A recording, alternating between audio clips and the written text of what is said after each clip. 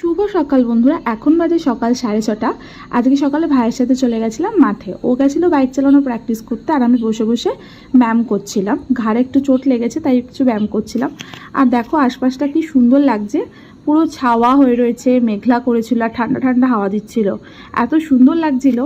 তারপরে বেরিয়ে গেছিলাম আমরা একটু চা খাবো বলে।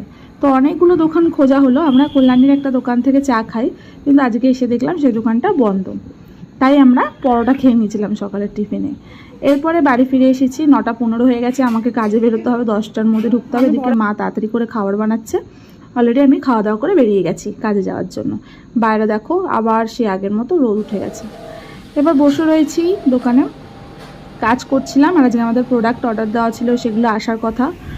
তো সেই জন্য বসে বসে সময় কাটাচ্ছিলাম। এরপর লাঞ্চ করে নিয়ে অপেক্ষা করছিলাম যে কখন আমাদের গাড়ি ঢুকবে। আজকে বিশ্বাস করো প্রচুর খাটনি গেছে, যেমন গরম ছিল তেমন আজকে কাজের প্রেশার ছিল। আমাদের এই 20, 25, 10, 20, 25 এরকম ডেটগুলোতে খুব কাজের প্রেশার থাকে। তা আজকে দেখো কত পেটি মাল ঢুকেছে। প্রায় আমাদের আজকে 60-70-এর উপর পেটি ছিল, আরও বেশি হবে। তো সেই কাজ আমাদের কমপ্লিট করতে করতে বেজে গেছিলো 8:30। বাড়ি ফিরতে ফিরতে বেজে গেছে 9:30। এখন বাজে রাত 8টা। আমরা এখনও প্রোডাক্ট মিলাচ্ছি, এখনও আনবক্সিং চলছে। তো বাড়িতে আসার পর আর কোনো ভিডিও করা হয়নি, আর এনার্জি দিচ্ছিল না। তাই আজকের ভিডিওটা এতটুকুই রাখলাম। যদি তোমাদের ভালো লাগে তাহলে একটা লাইক করে দিও। গুড নাইট, দেখা হচ্ছে আবার পরের ভিডিওতে। টাটা, বাই।